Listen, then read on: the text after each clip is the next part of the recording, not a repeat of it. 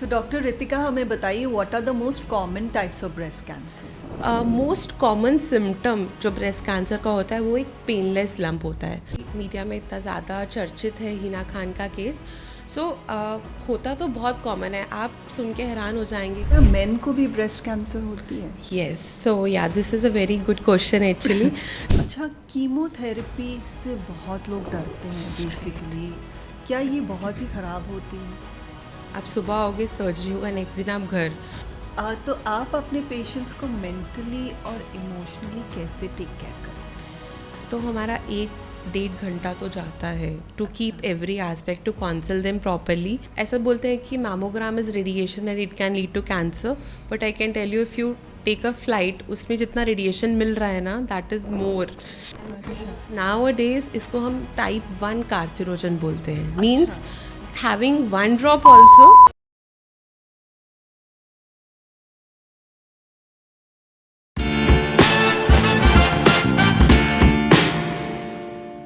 Breast cancer एक ऐसा शब्द है जिसे सुनते ही डर लगता है। हर साल लाखों महिलाएं इस बीमारी से जूझती हैं। ये सिर्फ एक बीमारी नहीं है, बल्कि शारीरिक, मानसिक और भावनाओं से जुड़ी हुई एक यात्रा है। इस जर्नी में दर्द होता है, डर लगता है। इन महिलाओं की चुनौतियाँ, अनुभव और जज्बे को समझने के लिए आज हम मिलने वाले हैं डॉक्टर रितिका भंडारी से, जो कि एक ऑन्कोप्लास्टिक सर्जन है। She has done her training and fellowship on breast cancer surgery and reconstructive surgery from none other than Tata Memorial Hospital. आइए सुनते हैं, समझते हैं और वक्त आने पर कैसे लड़ सकते हैं with famous oncologist doctor Ritika Bhandari. Hello doctor Ritika. Hi, thank you so much for such a warm welcome. Looking forward to create awareness regarding this topic. So, yeah, I have seen many cases like हमारा OPD में and all, and there is so much less awareness that I am seeing in the patient. Being in such a urban setup also that I am feeling. So that's why I thought this is the best medium to create the awareness and spread the word to the general public, how to go about it. तो doctor Ritika, हमें बताइए कि आपने breast surgeon बनने का क्यों सोचा? So yes, मैंने MBBS किया and during my MS general surgery I have seen lot of breast cancer cases जो हमारे डिपार्टमेंट में आते थे. It was a government setup and it was a village जहाँ से मोस्टली पॉपुलेशन आती थी of breast cancer. I have scene कि patient being a female, she is not have a authority to take decision on her part. तो उनके husband या उनके कोई भी मेल फैमिली मेम्बर आते थे जो उनके पार्ट पे डिसाइड करते थे कि इनके साथ क्या होना चाहिए. एंड उस सेटअप में और cancer is a such a word कि हर कोई डर जाता है. एंड वहाँ पे एक ब्रेस्ट कॉन्जर्वेशन सर्जरी, जिसको हम आगे डिस्कस करेंगे, उसका ऑप्शन दिया ही नहीं जाता था. वहाँ पे होता था अगर कैंसर है मतलब पूरा ही ब्रेस्ट निकालना है. एंड जो मेल फैमिली मेम्बर होते थे, because they are male, they can't understand the perspective of a female. And उस टाइम पे वो female, they are dependent on the male only, और उनका इतना से नहीं रहता था. तो I have seen lot of patient surgery के बाद जो आते थे, they have lot of body image issues. I have seen a case of suicide also. उस टाइम पे उनको लगता है कि कैंसर से हम मुक्त हो जाएंगे, बट आफ्टर इफ़ेक्ट्स, बिकॉज ये यंग पॉपुलेशन में भी होता है, तो बाद में जाके उनको रियलाइज़ होता है पोस्ट सर्जरी की they have a flat chest, कुछ भी नहीं है. वो पब्लिकली जाने में कतराते हैं. वो उनका जो सेल्फ कॉन्फिडेंस है वो बहुत लो हो जाता है. एंड समहाउ वो फीमेल अंदर ही अंदर घुटती रहती है और वो किसी से बोल नहीं पाती है. तो I have seen this situation on many follow-ups with the patient. And हमारे साथ तो वो खुल के बात करते हैं, but I have seen that issue. And that one case which I saw जिसमें उन्होंने सुसाइड कर लिया था, तो दैट शूक मी अप. तो आई थॉट कुछ तो करना चाहिए. सो यूजली जब हम कंजर्व करते हैं तो रेडिएशन का ज़रूरत होता है. एंड हर कोई इतना इकोनॉमिकली साउंड नहीं होता है उस जॉनर में. तो वहाँ पे पेशेंट्स को हम बोलते थे ठीक है आप मिस्टेक्टमी कीजिए, शायद रेडिएशन से बच सकते हैं. This was because most of the cases were mastectomy, means complete removal of the breast. So उसमें ये रहता है कि हम ऑप्शन ज़रूर देते हैं, बट पेशेंट को लगता है कि सर्जरी होगा तो ट्रीटमेंट ख़त्म हो गया और वो वापस रेडिएशन लेने नहीं आते। This was also one of the reason जिसके कारण हम मिस्टेक्टमी जैसे कंप्लीट रिमूवल करते थे। But then I been to Tata memorial hospital, I got the privilege to trained with the best of the people there, and वहाँ पे हमने सीखा कि वट आर द टेक्निक जिससे हम ब्रेस्ट को बचा के सेफ सर्जरी कर सकते हैं and with the same survival rate, चाहे हम बचा के कर रहे हैं पूरा निकाल के कर रहे हैं। So then afterwards I am started doing my own practices and I am being into this awareness thing, so that लोगों को पता लगे कि क्या साइंस होते हैं, क्या करना होता है। तो that is my motto also, being on the social work thing also. Right. Doctor Ritika, recently हमने देखा है कि famous actress Hina Khan was detected with stage 3 breast cancer. तो क्या बता सकते हैं कि ब्रेस्ट कैंसर का अर्ली डिटेक्शन कितना ज़रूरी होता है और उसके सिम्टम्स क्या होते हैं? सो येस, अभी हमने जो रिसेंटली मीडिया में इतना ज़्यादा चर्चित है हिना खान का केस, होता तो बहुत कॉमन है। आप सुन के हैरान हो जाएंगे कि in urban population 1 in 28 female, मतलब 28 में से किसी एक औरत को कभी ना कभी उसकी लाइफ में कैंसर हो सकता है, breast cancer. It is that common in the urban population. और अगर हम वेस्टर्न वर्ल्ड की बात करें तो 1 in 8, और भी ज़्यादा हालत ख़राब है वहाँ पे तो। एंड अगर हम अपना रूरल पॉपुलेशन की बात करते हैं, इट इज़ 1 in 50 और मोर देन 1 in 50। अच्छा। So there is something wrong which we are doing, हम उस पर भी आएंगे। But yes, this is very important कि क्या साइंस और सिम्टम होते हैं जब मुझे डॉक्टर के पास जाना है। सो सबसे पहले मैं सबको सिखाती हूँ, मेरे पेशेंट जो भी किसी भी कंप्लेंट के कारण आते हैं, कि how to do a self breast examination and what to see and when you know कि डॉक्टर के पास जाना है। सो सबसे पहले हमें ये देखना रहता है कि मोस्ट कॉमन सिम्टम जो ब्रेस्ट कैंसर का होता है वो एक पेनलेस लंप होता है। तो हमें लगता है कि कुछ हम एक एज अ इंडियन वुमेन, आप भी जानते हैं, वो अपने घर में अपने बच्चों के साथ अपने काम में बिजी रहती हैं, वो उनको पता भी होता है कि there is something which is there, but they keep on holding it. आज ये फंक्शन है, ये शादी है, बच्चे का एग्ज़ाम है, समहाउ दे कीप ऑन उसको टालते रहते हैं। सो that is the most common symptom जो और पेशेंट बहुत ही लाइटली लेता है, बिकॉज जब तक उसको दर्द नहीं होता, कुछ प्रॉब्लम नहीं आता, वो डॉक्टर को नहीं दिखाता है। सो समटाइम बिकॉज ऑफ ये लंप इतना बड़ा हो जाता है कई बार कि दोनों ब्रेस्ट के साइज़ में डिस्क्रिपेंसी भी हमें समझ आता है। देन निप्पल जो रहता है उसका अंदर की तरफ धंस जाना, या आपके अंडर गारमेंट में किसी भी तरह का ब्लडी या कोई भी तरह का डिस्चार्ज होना जो खुद ब खुद हो रहा है। अच्छा। या निप्पल के अराउंड एरिया में कोई ऐसा घाव होना जो कभी भर नहीं रहा है, या कई बार तो क्लियर कट, जो बहुत लीन पेशेंट्स रहते हैं उनमें विजिबली एक स्वेलिंग दिखता है जब वो मिरर में अपने आप को देखती हैं। या समटाइम्स हम बोलते हैं कि ऑरेंज पील अपीयरेंस, जैसे कि संतरे का जो छिलका रहता है डॉटेड वैसे का अपीयरेंस हो जाना। And sometime they got to see the lump in the armpit area, मतलब बगल में भी कोई स्वेलिंग, कोई गांठ का होना, ये सब सिम्टम्स होते हैं। सो हमेशा मैं बोलती हूँ कि महीने में एक बार they should see themselves in the mirror before taking bath. So ये साइंस है, ये सिम्टम्स है जब उनको ज़रूर दिखाना चाहिए। They should not neglect. Right. तो मतलब ये छोटे छोटे सिम्टम्स होते हैं जो लोग निगलेक्ट कर जाते हैं, which are very important for a women to see. Yes.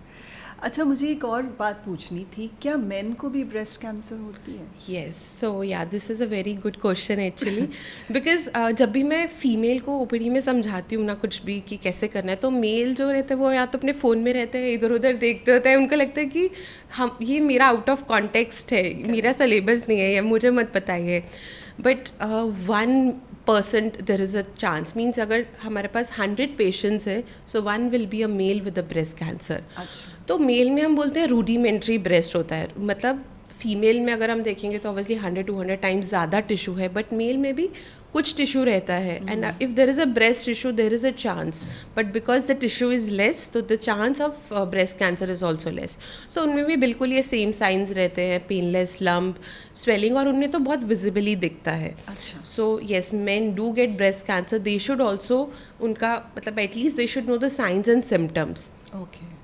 Yeah, this is very important. So, Dr. Ritika, हमें बताइए, what are the most common types of breast cancer? So yes, अगर आप ब्रेस्ट के structure को समझेंगे तो आप सोचिए कि जैसे थैली रहता है and there is a canal which is opening at the nipple, तो हम उसको बोलते हैं डक्ट, एंड वो जो बड़ा थैली रहता है अ सैक, उसको हम बोलते हैं lobule. So most common, so basically breast का क्रूड फंक्शन क्या है, ब्रेस्ट फीडिंग के लिए इसको बनाया गया है. सो जो भी मिल्क है वो लॉब्यूल में स्टोर होता है एंड वो डक्ट के रास्ते निपल पे खुलता है. सो जो ये डक्ट्स होती है, इसका cancer is the most common cancer. So it is more than like 90% of the cases are ductal carcinoma, जिसको हम बोलते हैं उन डक्ट का cancer, and there is a lobular cancer, वो जो सैक रहते हैं उनका कैंसर. एंड आजकल देर आर मल्टीपल अदर, हम इनको ना मॉलिकुलर सब टाइपिंग भी बोलते हैं. सो यूजुअली हम कैंसर में भी देखते हैं कि किस तरह का है, डक्टल भी है तो उसमें किस तरह का है. तो शायद बहुत सारे सर्वाइवर्स अगर सुन रहे हैं तो they must be knowing it is a triple negative cancer या हार्मोन पॉजिटिव कैंसर, ये आपने भी सुना रहेगा. And there is one other type HER2 positive. So triple negative जो रहता है ये बहुत ही एग्रेसिव काइंड ऑफ कैंसर रहता है. और मोस्ट कॉमन जो देखा जाता है that is hormone positive cancer. So these are the types, और that's why because of these सब टाइप अभी जो सब कुछ ट्रीटमेंट चलता है, it is all tailor made treatment as per the subtype of the patient. So triple negative are aggressive with a like slightly worse prognosis we can say, and जो hormone positive है they have the best of all, like the prognosis wise अगर हम देखते हैं. अच्छा, okay. But risk factors कौन से होते हैं? बिकॉज नॉर्मली ये स्टेजेस में होता है ना, 1 2 3 4, और 4 जो होता है बहुत डेंजरस होता है. Right, correct. तो उससे ज़रा एक्सप्लेन करके बताइए. So risk factor, yes, this is very important. बहुत पेशेंट हमारे पास लाइक जब आते हैं तो यही पूछते हैं कि मैम हम ऐसा क्या गलत कर रहे हैं कि ये हो गया है, हम ऐसा क्या ना करें.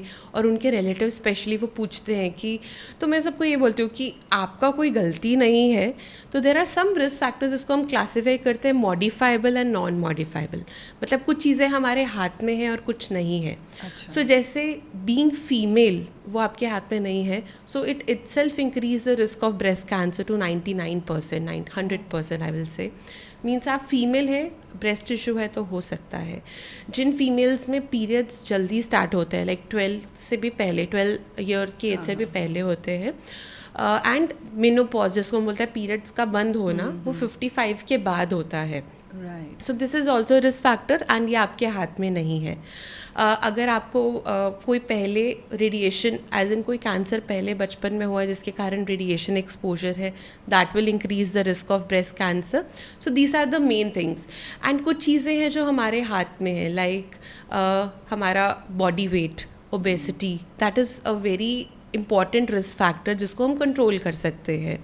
देन हमारा लाइफस्टाइल मॉडिफिकेशंस. तो यूजली जैसे मैंने आपको बताया अर्बन एंड रूरल, तो there is a lot of difference in the incidents. तो अर्बन वुमेन ऐसा क्या कर रही है एंड रूरल क्या कर रही है. तो अगर आप देखेंगे जो रूरल वुमेन है उनका शादी जल्दी होता है. सो उनके बच्चे जल्दी होते हैं. So if you have a pregnancy before the age of 30, the risk of breast cancer decreases. If you breastfeed your child, जो एक रूरल लेडी ब्रेस्ट फीड भी करेगी, वो साल तक भी करती है, उसको नहीं पता है कि सेरेला है, कि वो क्या है, formula feeds. So that will decrease the risk of breast cancer. And rural population में वो घर का काम भी खुद करेगी, तो increase in physical activity will decrease the risk of breast cancer. अच्छा. देन उनका जो लाइफस्टाइल ही इस तरह का है, वो दाल सब्ज़ी सब खाएगी. एंड अर्बन में ब्लिंकिट है, जोमेटो है, we have all the junk food on the table with us. So these all are the risk factor which are in our hands. And कुछ हद तक हम बोलते हैं जो ओरल कॉन्ट्रासेप्टिव है उनसे भी it will increase the risk. But nowadays there is a combination of like oestrogen, progesterone, तो रिस्क उतना ज़्यादा नहीं है. But yes, obviously will increase the risk. So मतलब मैं ये नहीं बोल रही हूँ कि बच्चे ज़्यादा हो या शादी जल्दी कराओ, but yes, if somebody knows कि it will reduce the risk and they can do that, तो definitely they should go about it. हाँ, तो मैंने जैसे आपसे पूछा जो अलग अलग स्टेजेस होते हैं तो उससे थोड़ा एलैबोरेट करके Yes. समझाइए। सो स्टेज 0 भी होता है, Oh. स्टेज 1, 2, 3 एंड 4 एंड 4 तो जैसे पता ही है कि जो कैंसर है वो किसी और ऑर्गन में, ब्रेन, बोन, लिवर कहीं और चला जाए। सो स्टेज 0 अगर हम बात करें, it is a pre cancerous stage. अच्छा। सो मीन्स कैंसर होने से पहले के जो चेंजेस होते हैं, इसलिए हम तो बोलते हैं अर्ली डिटेक्शन। मीन्स अगर जल्दी पकड़ा जाएगा, if it is a pre cancerous, तो छोटा सा लीजन होगा, जल्दी निकाल पाएंगे, जो डिफॉर्मिटी है ब्रेस्ट में कम होगा, हो सकता है they can skip chemo and radiation also. So that's why early detection is very important. So stage 0 जैसे कि ताहिरा कश्यप जो थी, उनका अगर मैंने पढ़ा है तो she is having DCIs which is stage 0। So then stage 1, तो it is basically on the size का एक क्राइटेरिया होता है। अगर हम क्लिनिकली लम्ब को देखते हैं, 2 सेंटीमीटर है तो स्टेज 1 में आता है, 2 to 5 है तो स्टेज 2, मोर देन 5 सेंटीमीटर का अगर लंप है तो स्टेज 3।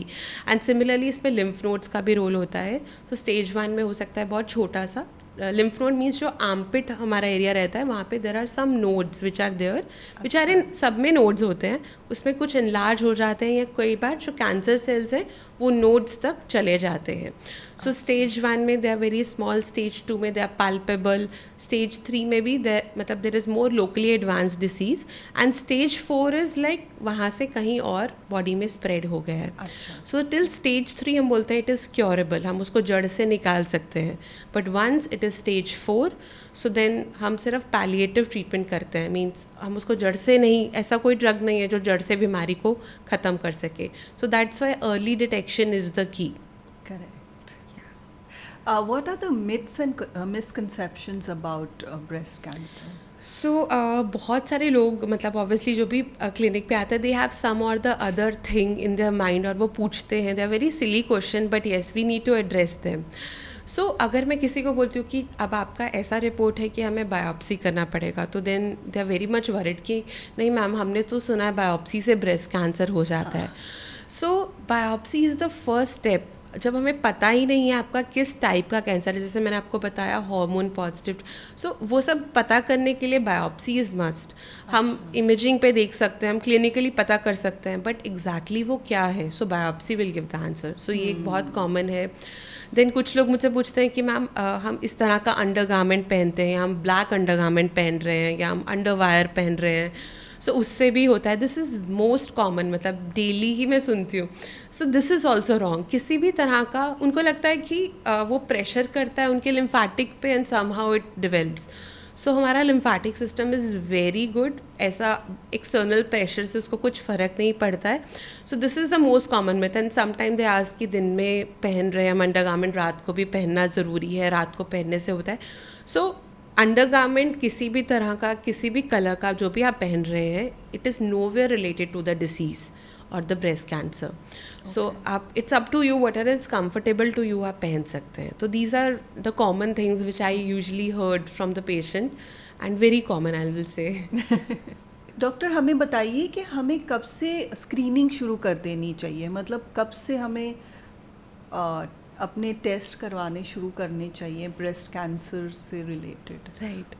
सो हम बोलते हैं कि 40 के बाद every women should undergo a mammogram. साल में एक बार तो करना ही चाहिए, इरिस्पेक्टिव ऑफ फैमिली हिस्ट्री, आपको पहले है वट एवर। तो 40 के बाद हर फीमेल, जैसे आपका एक एनुअल इंश्योरेंस में जो भी आपका पैकेज रहते हैं, मैं तो उनको बोलती हूँ कि उसी में इंक्लूड कर दो, so that you should not miss on it. तो वो करना रहेगा। अगर उसमें कुछ भी आता है तो go and see a specialist, then हमें देखना रहता है, अल्ट्रासाउंड करना है, whatever is to be done. And 20 के बाद हम बोलते हैं स्क्रीनिंग में कि सेल्फ ब्रेस्ट एग्जामिनेशन करना चाहिए। तो जैसे मैंने आपको बोला कि इंस्पेक्शन पे हमें क्या क्या चीज़ें देखनी है, same way we have to do palpation. So that is a part of the screening. एक है आप खुद को कैसे चेक करेंगे, दूसरा है कि आप मैमोग्राम करवाएंगे, तीसरा है कि आप एक बार एक कंसल्टेंट को भी, साल में एक बार जब आपका मैमोग्राम होता है, you should show to a consultant, मतलब कोई भी डॉक्टर जो आपके घर के पास है, जो आपको खुद से चेक करें। तो this is these 3 things are in screening. तो जब खुद से चेक करना होता है तो after 20 every female should know अपने आप को कैसे चेक करना है. सो हम बोलते हैं कि पीरियड्स जब आपके ख़त्म हो जाते हैं उसके 3 या 4 दिन के बाद, because during the periods there is heaviness, tenderness in the breast. तो 4 या 5 दिन के बाद when everything is normal then you can start with the examining yourself. तो कुछ लोग क्या करते हैं, they just clutch the breast tissue which is a wrong way. Some people they poke and that is also a wrong way. So the best way and the accurate way is these 3 fingers. So you should keep these 3 finger on like flat of the hand on the breast and palpate. So this is a method. With the flat of the hand आपका हाथ हर जगह पे जाना चाहिए. आप centre से शुरू होके, जैसे हम बोलते हैं डायल क्लॉक, घड़ी की सुई की तरह सेंटर से शुरू होके एक साइड पे 12 o'clock, 1 o'clock, 3 o'clock. The idea is कि आपका हाथ हर जगह टच हो. And then at the end you have to check your armpit. And उसी दिन अगर आप शॉवर ले रहे हैं, आपका हाथ गीला है, तो then you can do. And same day night में भी आपको ज़रूर चेक करना है. So the important thing is ऐसा नहीं कि आप एक लंप लेके आ जाएंगे, but the main thing is आपको पता होना चाहिए how your normal breast feel. That is more important. And abnormal find करना तो बात की बात है. हमें पता ही नहीं है, हमने कभी देखा ही नहीं है कि कैसा होता है, तो that is more important. So after 20 everyone should do self breast examination once a month. like full lifetime के लिए करते ही रहना है. We should not miss on it. It will take just 5 minutes of your daily time. Right. So this is important. तो ma'am हमें बताइए कि genetics और फैमिली हिस्ट्री भी क्या एक रीज़न हो सकता है ब्रेस्ट कैंसर के लिए? Yes. So बहुत सारे पेशेंट्स आते हैं, और आपने भी देखा होगा कि किसी ना किसी की फैमिली में, आपके नेबर या समहाउ किसी ना किसी को तो ब्रेस्ट कैंसर हुआ रहता है. सो सपोज एक पेशेंट है जिनको ब्रेस्ट कैंसर है, उनकी डॉटर या उनका जो भी फर्स्ट डिग्री रिलेटिव है फीमेल, वो बहुत ज़्यादा कॉशियस होते हैं कि मैम इनको हो गया तो हमें भी कभी ना कभी होगा क्या. सो this is also a myth. ऐसा नहीं है कि फैमिली में है तो आपको होगा ही होगा. देर इज़ 5 to 10% चांस कि it will transmit because of the family history. उसमें भी हमें जेनेटिक टेस्टिंग करते हैं जिससे हमें पता लगता है कि क्या म्यूटेशन है, किसके कारण हुआ है. तो इट्स नॉट लाइक 100% फैमिली में है तो होगा ही होगा. This is also wrong. But yes, breast cancer do run in family, जिसे हम बोलते हैं BRCA1, BRCA2 mutation. So there is a very less proportion, like 5 to 10% only. तो रेस्ट 80% में 85% में हमें कॉज पता ही नहीं है क्या है. सो जैसे मैंने बोला, रिस्क फैक्टर्स जो हैं ये कंक्लूड करते हैं. So genetic constitute only 5 to 10% of all the breast cancer risk. मगर चांस हो सकता है, so you have to be little careful. Yes. तो यूजली हम क्या करते हैं उन पेशेंट्स में, जैसे मदर को 46 की एज में किसी लेडी को डायग्नोज हुआ है, तो जो भी उनके रिलेटिव्स हैं फर्स्ट डिग्री, उनको फीमेल को हम बोलते हैं कि 10 years बिफोर, लाइक 36 में ही हम उनका स्क्रीनिंग स्टार्ट करते हैं. हम 40 तक का वेट नहीं करते हैं. So this is a difference. तो हम उनको थोड़ा विजिलेंटली देखते हैं. But yes, it's not like it is it going to happen. ऐसा नहीं है कि उनको है तो होगा ही. But yes, they are kept under screening. And 40 तक का वेट करना ज़रूरी नहीं है. So 10 years before the first person in the family get the breast cancer, that is enough. सो मतलब मदर को अगर 46 में है तो डॉटर को 30 के बाद अपना टेस्ट या एग्जामिनेशन करवा लेना. 36. सो 10 years before. Yes. So usually जैसे मैंने बोला 40 के बाद करना है, उनमें हम 36 में ही स्टार्ट कर देंगे. तो मैम हमें बताइए, ऐसी कोई फूड्स भी होते हैं जिनसे कैंसर हो सकता है? So food, there is no direct relation कि मैं बोलूँ ये अपनी डाइट में निकाल दीजिए या ये ले लीजिए या इससे आपको ज़रूर हुआ होगा. Nothing like that. सो जैसा हम बोलते हैं less process food, healthy food, salads, everything, मतलब जो हमें पता है, हमें खुद पता है हमें क्या खाना है, but we are not eating it. तो जंक फूड, एवरीथिंग. सो जो ये प्रोसेस फूड है, फैटी फूड है, more sugary food, obviously it will increase the risk, but there is no direct relation. It can add on to the risk of breast cancer. तो जैसे obesity होगा तो obesity can lead to breast cancer, means junk food खा रहे हैं वैसा. So there is no food. ऐसा बहुत पेशेंट बोलते हैं कि मैम हम ये कट कर दें, हमने चीनी बंद कर दिया, हमने ये fried food. Yes, fried oil. ये भी कहा जाता है ना कि जो ऑयल बहुत ज़्यादा रीयूज्ड होता है फ्राइंग में, उससे भी कहते हैं कि कैंसर होता है. Yes. So yes, there is no direct relation, but yes, these all are the risk factor जो कि कहीं ना कहीं कैंसर के रिस्क को बढ़ाते हैं. सो एक पर्सन, जैसे हमने बात किया था रूरल में, वो दाल सब्जी खाता है, basic food, so obviously it will decrease the risk. But आप ऐसा कुछ भी ओमिट मत कर दीजिए. लाइक लोग शुगर लेना बंद कर देते हैं एंड दे थिंक कि शुगर से भी तो होता है. So there is nothing like that. Everything should be in a balance proportion. That is important. Can alcohol cause cancer और breast cancer? So yes, definitely. Now alcohol को अगर आप पहले सुनते रहेंगे तो WHO का देयर इज़ अ क्राइटेरिया कि this much ml a week और this much in a month is fine for male and female. But now a days इसको हम टाइप 1 कार्सिनोजन बोलते हैं. Means having 1 drop also it's a carcinogenic agent. Means उससे हो सकता है. ऐसा नहीं है कि there is a safe limit, आप इतना ले लीजिए. It is just like a cigarette. तो सिगरेट लेते हैं तो मीन्स एज इन उससे भी जो लंग कैंसर का रिस्क बढ़ता है. जब अल्कोहल भी लेते हैं, even a drop of it can increase the risk of any cancer in the body. Because आप अल्कोहल कंज्यूम कर रहे हैं, आपकी गट में जा रहा है, आपका लिवर मेटाबोलाइट कर रहा है, जो भी उसके बाय प्रोडक्ट्स हैं they are in the body. They can somehow increase the inflammation and the risk of breast cancer. Means any other cancer and obviously breast cancer. तो मतलब over intake of alcohol is not good. Yeah once a while is fine, but that like I said it's a type 1, मतलब एक बूंद भी हानिकारक है ऐसा बोलते हैं अब. So there is no such criteria कि this is a safe limit now a days. But yes, as like once a while is fine, but you should keep a check on it. मतलब regular party goers को थोड़ा ध्यान रखना पड़ेगा. Ma'am हमें बताइए, what are different types of breast cancer surgeries? Yes. So जब भी कोई पेशेंट हमारे पास आता है तो there are many factors we take into account. जैसे कि ब्रेस्ट का साइज़ क्या है, ट्यूमर का साइज़ क्या है, what is the stage of the disease. So कई बार अगर हम मेनली डिवाइड करें तो there are 2 surgeries. One is breast conservation surgeries. मतलब क्या, हम जो लंप है सिर्फ उसी को ही निकाल रहे हैं. जैसे मैं उनको बताती हूँ यूजली, जैसे सब्ज़ी में, अगर आप एक सब्ज़ी है आपके घर में, अगर मैं आपके घर खाना खाने आती हूँ तो आप अगर सब्ज़ी में कुछ कीड़ा है या कुछ है तो आप कैसे कट करेंगे, थोड़ा एक्स्ट्रा कट करेंगे, राइट? तो same way we do with the breast cancer thing. So we remove the tumour with the margin. मतलब एक नॉर्मल टिश्यू के साथ निकालते हैं and we have so many nowadays frozen section, everything is there. तो हम वो margin check करते हैं, हम उसको क्लोज करते हैं. तो उससे क्या होता है कि जो कॉस्मेसिस है, मतलब सर्जरी से पहले का अपीयरेंस और सर्जरी के बाद का अपीयरेंस, उसमें ज़्यादा फ़र्क नहीं पड़ता है. सो और अगर सपोज़ कीजिए कि लंप बहुत बड़ा है एंड डिफेक्ट बहुत ज़्यादा हो गया है, तो हम आसपास का जो लोकल टिश्यू है उससे उसको भरते हैं. So that's why it is called oncoplastic. Onco means cancer and plastic surgery. So both at the same time. तो इससे जो पेशेंट का body image issues, depressive symptoms वो नहीं रहते हैं. And the other surgery is mastectomy, means complete removal of the breast.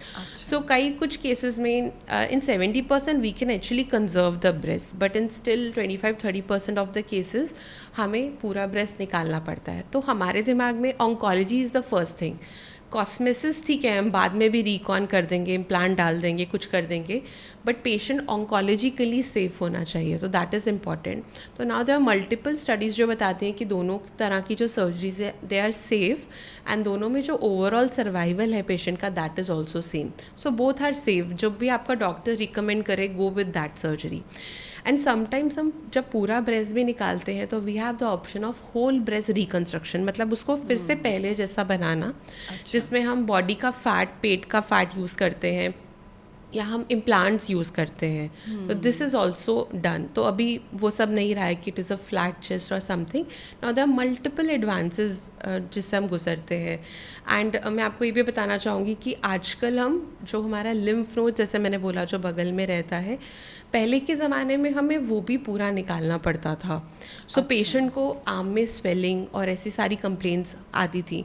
सो आज हम जितना हो सके कम से कम लिम्फ नोड्स को भी निकाल रहे हैं, जिसमें गया, मतलब वी हैव सर्टेन टेस्ट जो हम करते हैं ड्यूरिंग द सर्जरी ऑल्सो, और हम देखते हैं. So it's more on the conservation side, even for the armpit also and the breast also. So these are the major kind of surgeries. Yes. Okay. अच्छा, chemotherapy से बहुत लोग डरते हैं बेसिकली. क्या ये बहुत ही ख़राब होती है? सो कीमो मतलब मैं तो बोलती हूँ, जब पेशेंट मेरे पास आता है कि देखिए मैं आपका सर्जरी कर रही हूँ, आप सुबह आओगे, सर्जरी होगा, नेक्स्ट दिन आप घर, तो this is the easiest and the best thing means, और उससे ट्यूमर निकल गया. तो पेशेंट बिकॉज सबसे ज़्यादा क्या डरते हैं कीमो से मैम, वो तो बिकॉज लंबा साइकिल्स होते हैं, काफ़ी देर तक होते हैं, there are so many side effects. So first thing is अगर हम अर्ली डिटेक्ट करेंगे तो देर आर चांसेस जिसमें हम कीमो से बच सकते हैं. तो that we have to keep in mind. Suppose हमें देना पड़ रहा है कीमो, सो पहले जैसे अभी साइड इफ़ेक्ट्स नहीं है कि पेशेंट को नॉजिया, वॉमिटिंग, वीकनेस, ये सब पहले होता था. आज में हमारे पास बहुत सारे एडवांसेस आ गए हैं जिससे अब ये सब साइड इफ़ेक्ट्स उतना कॉमन नहीं है. अच्छा. हेयर फॉल होता है, अभी cooling caps and the multiple things which have come, जिससे कम होता है बट कम होता है. एंड मैं उनको यही बोलती हूँ कि ये थोड़ा एक दौर है, इट्स अ रफ पैच, ये निकल जाएगा, but these all are temporary things. आप ये सोचिए कि आप लंबे टाइम के बारे में सोचिए, यू सी फॉर द बाद में क्या रहेगा. अभी का ठीक है, आपको एक रफ पैच से गुजरना पड़ रहा है, तो patient do come with weakness, generalize weakness, body एक होता है. But I have seen patient जो बंजी जंपिंग के लिए भी जाते हैं, they go for trekking. So they it's all about the mind set. तो आप क्या सोचते हो, बिकॉज हमारे आसपास में जो उनके लोग रहेंगे ना, वो ये बोलेंगे कीमो में ये होता है, वो होता है, ऐसा होता है. But it is very personalize experience. कुछ लोग अपने जॉब पे भी जाते हैं विद कीमोथेरेपी. तो अभी हमारे पास बहुत सारे इंजेक्शन है जो इम्यूनिटी बूस्ट करते हैं. अच्छा. लाइक मैंने आपको बोला HER2 में तो हमारे पास टारगेटेड थेरेपी है, उसमें कीमो वाले साइड इफेक्ट नहीं होते, मतलब that is not a chemotherapy also. तो अभी विद रीसेंट एडवांसेस पहले जैसे उतना साइड इफ़ेक्ट्स और इतना ड्रेडफुल नहीं रहा है. It's bearable and patient can continue with the daily routine also.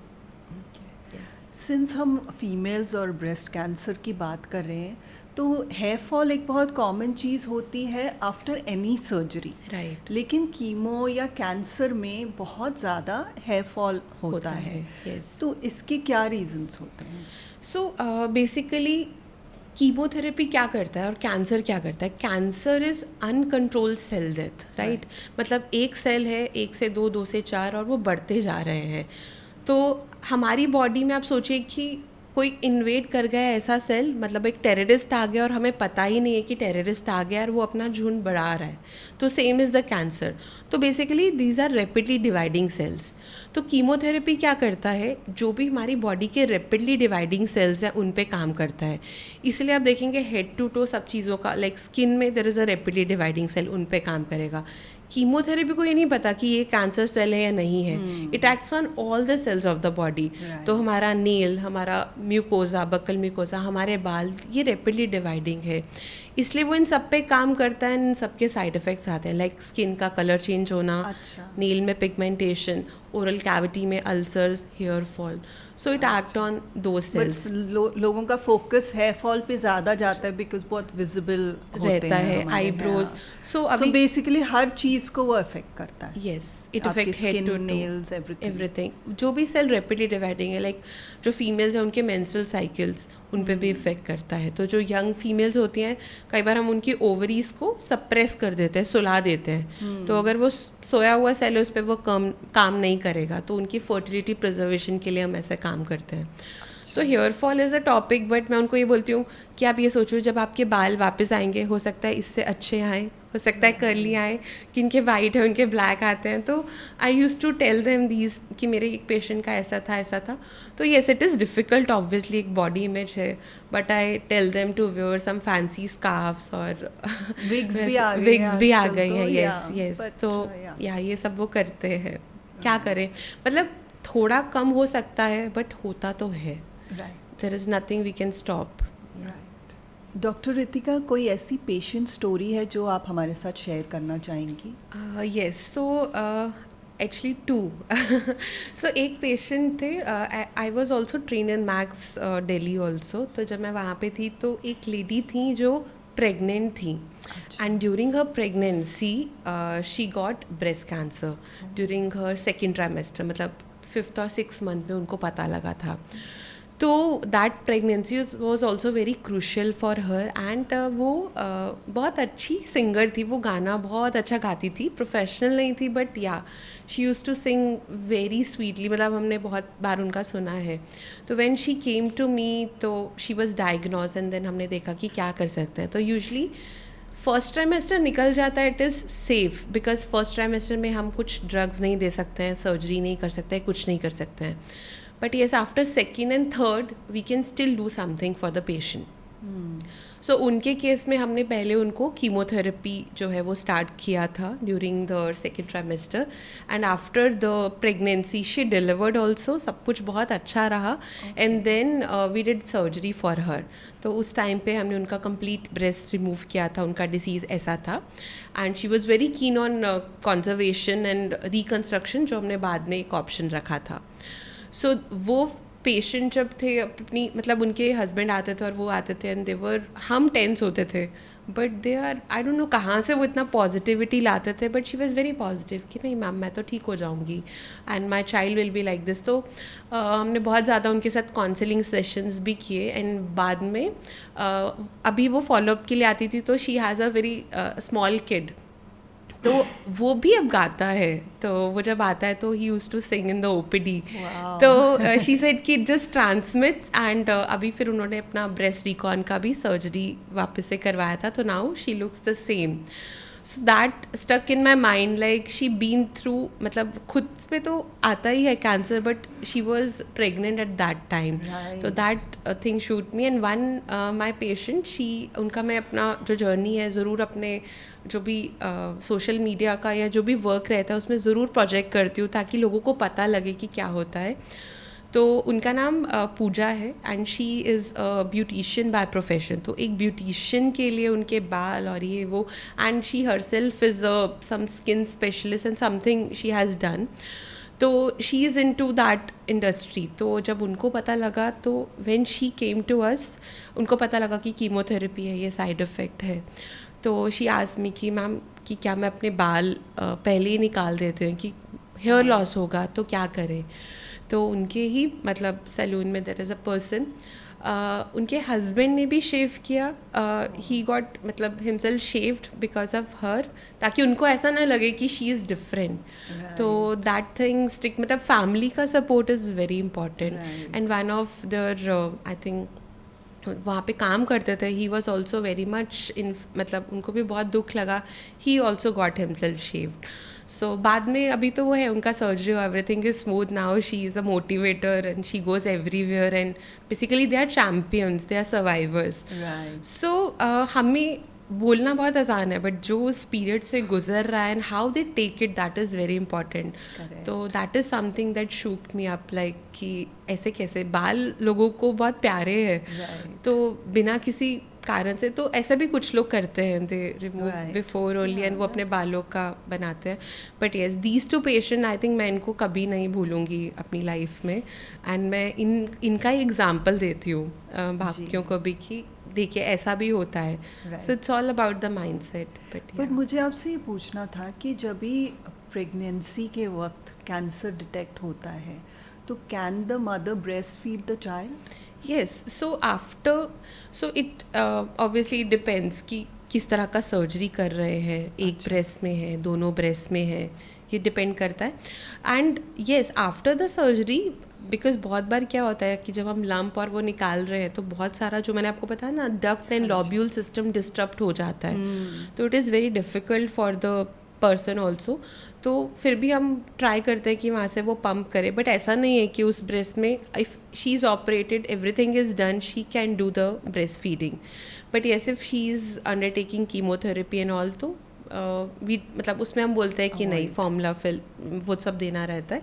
But yes, otherwise if she is treated, she is well, या पास हिस्ट्री था, या अभी भी उनका ट्रीटमेंट ओवर हो चुका है, she can breast feed the baby. अच्छा, मतलब स्पेशली अगर कीमोथेरेपी कराई हो तो थोड़ा मुश्किल होता है, then it's not okay. Yes, because वो मिल्क में भी वो सब ड्रग्स रहेंगे, तो तब नहीं. बट यस, बाद में शी कैन डू. बट जो अर्ली स्टेजेस वाले होते हैं उनके लिए सही. सो इनका अगर ट्रीटमेंट ख़त्म हो गया है एंड सर्जरी भी हो गया है, एवरीथिंग इज़ डन, कंजर्वेशन है, तो बिकॉज अगर वो एनाटमी बिगड़ी नहीं है, तो obviously she should feed, and 6 months तो हम बोलते हैं कि exclusively they should feed the baby. So yeah I think it's very disheartening for the mother in case अगर वो ऐसा नहीं कर पाए तो. हाँ, because that bond is hampered.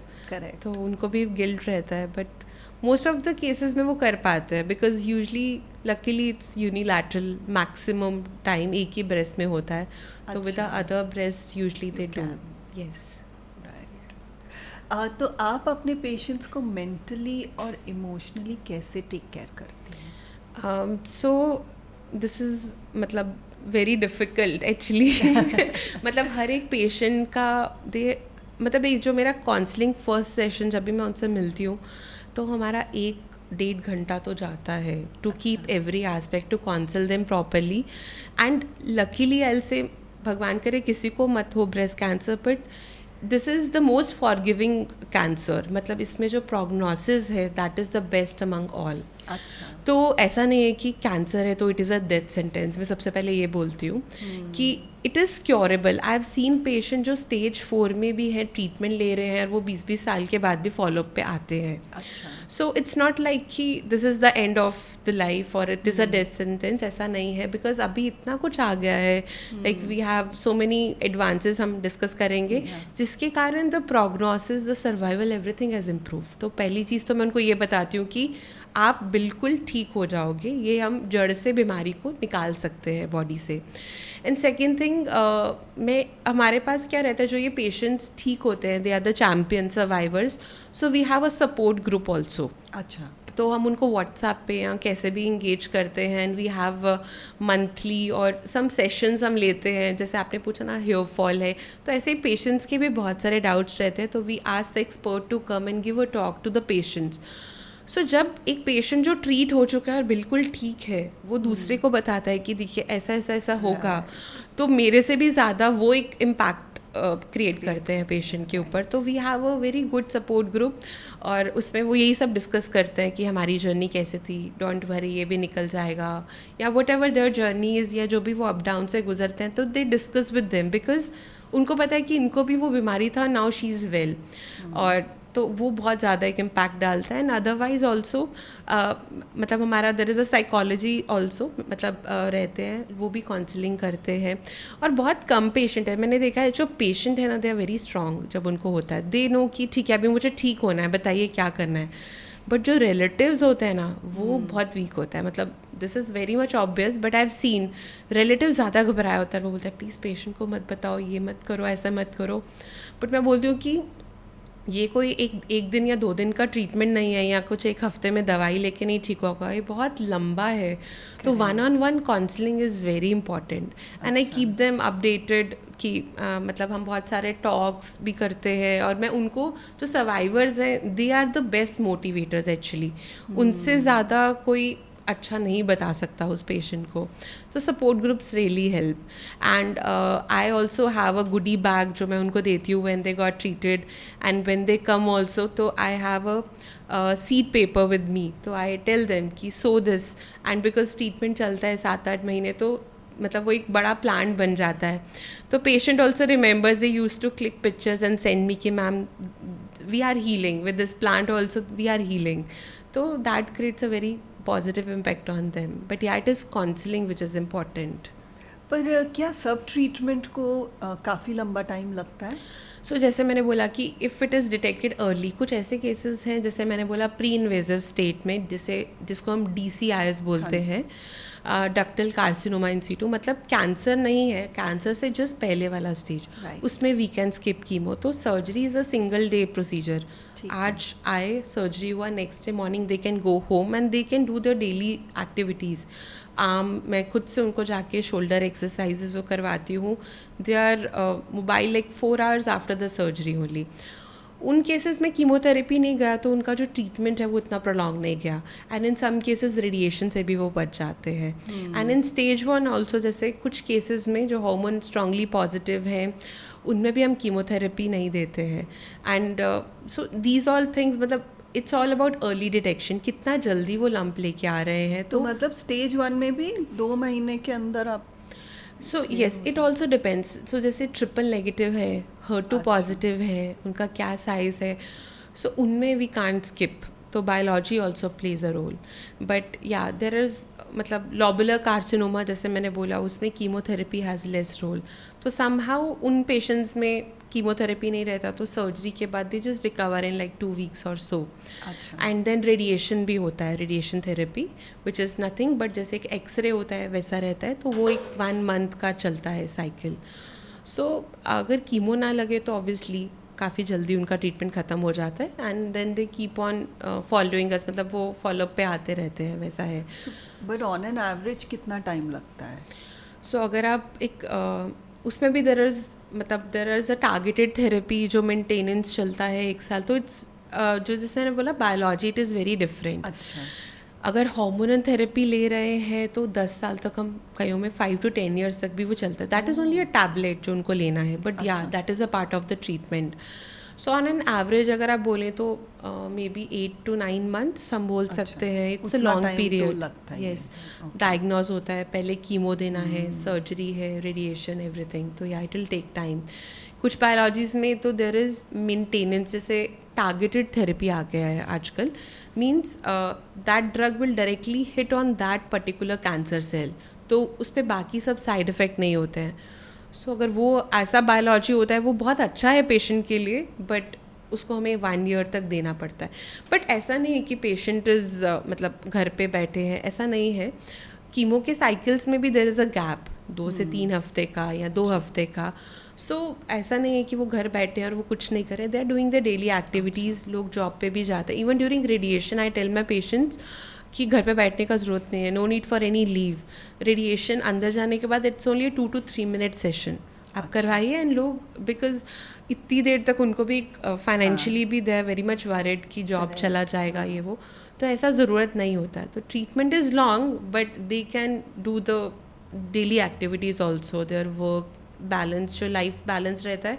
I tell them कि मैं उनको सिखाती ऐसे हूँ कि ऐसा नहीं है कि आप छुट्टी पे चले गए हो, you have to work. Even for the house wives also, वो बोलते हैं कि हमें किचन में नहीं जाने दे रहे, हमें काम नहीं करने। तो आई टेल देम कि आप जितना एक्टिव रहोगे ना, उतना आप डिसीज़ के बारे में कम सोचोगे एंड उतना आप अच्छा फील करोगे, आप में गिल्ट नहीं रहेगा कि मैंने कुछ नहीं किया है, मेरा टाइम वेस्ट हो रहा है। तो या तो आई मोटिवेट देम जितना हो सके, do your normal stuff. Correct. और यूजुअली क्या ये ट्रीटमेंट बहुत एक्सपेंसिव होती है? सो अगर हम टारगेटेड थेरेपी की बात करें या इम्यूनोथेरेपी, तो येस वो थोड़ा सा जैसे हर कंट्री क्या करती है, जो भी ये ड्रग बनता है उसका एक बायोसिमिलर बनाने का ट्राई करती है, जो कि एक रीज़नेबल रेट पे रहता है। So luckily in Maharashtra we have CM fund, तो उसमें दे गॉट सम मतलब कुछ ग्रांट मिलता है जिसमें उनका ट्रीटमेंट कवर होता है। एंड अगर बेसिक कीमोथेरेपी की बात करें तो इतना कॉस्टली नहीं है, बट जब इम्यूनोथेरेपी आता है या टारगेटेड थेरेपी के भी अभी बहुत सारे बायोसिमिलर आ गए हैं, but yes they are a bit on a costlier side रहता है। एंड आपने भी बोला कि काफ़ी सारे डेवलपमेंट्स आ गई हैं कैंसर ट्रीटमेंट में, उसके बारे में कुछ बताइए। या सो जैसे एक तो मैंने अब सर्जरी वाइज भी आपको बताया, पहले बहुत साल पहले क्या करते थे, there is only one thing जिसको बोलते हैं रेडिकल मिस्टेक्टमी, पूरा ही निकाल देते थे, मसल भी निकाल देते थे वैसा।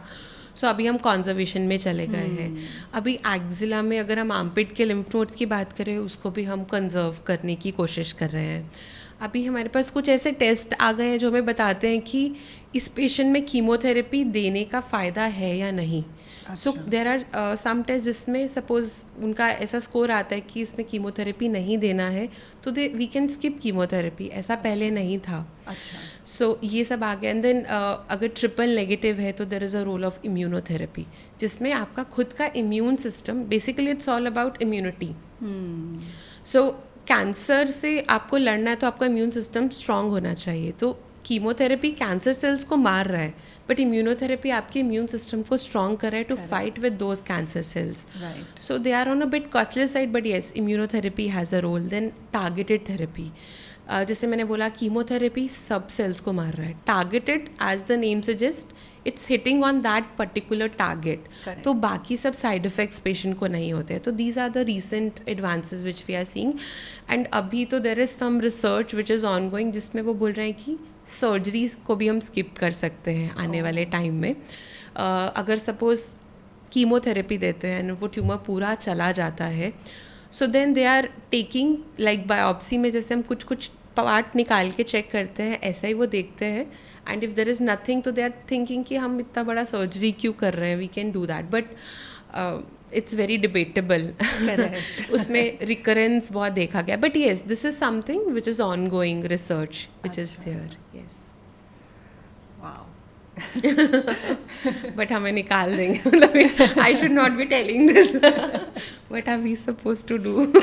या मुझे तो पूछना है क्या कैंसर कम्प्लीटली ख़त्म हो सकता है कि नहीं, बट ये वही है कि अगेन Yeah. लाइफस्टाइल और बहुत सारी प्रॉब्लम्स हैं। है। तो आप बताइए कि किस तरह का लाइफस्टाइल हमें फॉलो करना चाहिए ताकि हमें ये बीमारी नहीं हो।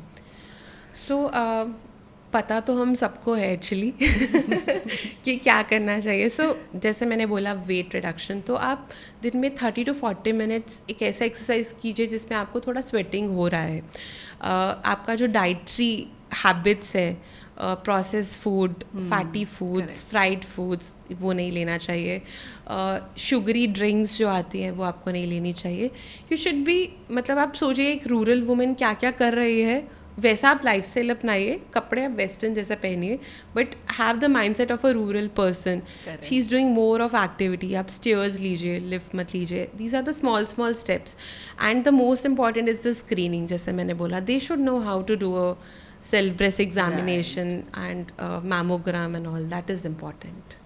Okay, let's do a quick rapid fire on cancer symptoms. Is every lump a cancer? No, this is a myth. So 8 out of 10 lumps are not cancerous. तो कभी भी lump हो तो डरना नहीं कि कैंसर ही है.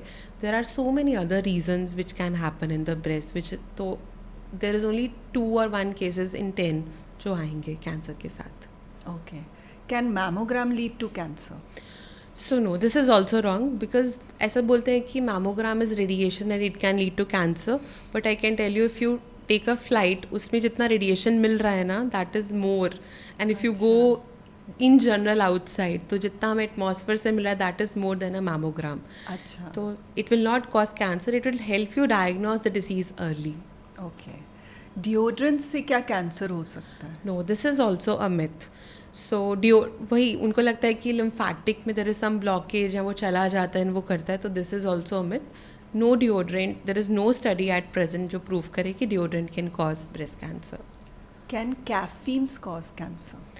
सो नो, कैफीन और कॉफ़ी इनटेक से हम बोलते हैं it can cause to breast pain, but not, there is no association with cancer at all. अच्छा. सो या देयर आर सम केसेस जिसमें बहुत ज़्यादा जो कैफीन इनटेक करते हैं ना, they have breast pain, mastalgia जिसको हम बोलते हैं, but nowhere related to cancer. Is there a common question on cancer that surprises you? Yeah so I have seen many patient जो 60-70 की भी जो लेडीज़ आती है ना, और वो अपना लंप लेके बैठी रहती हैं 2-3 साल, because it is painless like I said, and उनको अभी भी लगता है कि ये दूध की गांठ है। तो दिस इज़ वेरी सरप्राइजिंग। दूध की गांठ it can happen only during the time of lactation, और ठीक है 2-3 महीने बाद तक, बट 80 years में दे यूजली से कि मैम हमें लगा ये तो दूध की गांठ है, and they miss on it. So this is a very foolish thing that I have heard from the patients. Okay.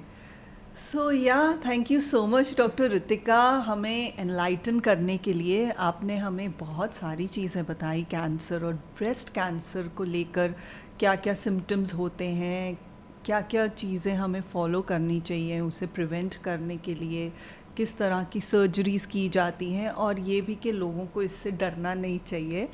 और उसे किस तरह से फ़ाइट करना चाहिए, किस तरह से आप उन्हें ट्रीट करती हैं। आपने उन सब चीज़ों के बारे में हमें बताया। Thank you so much.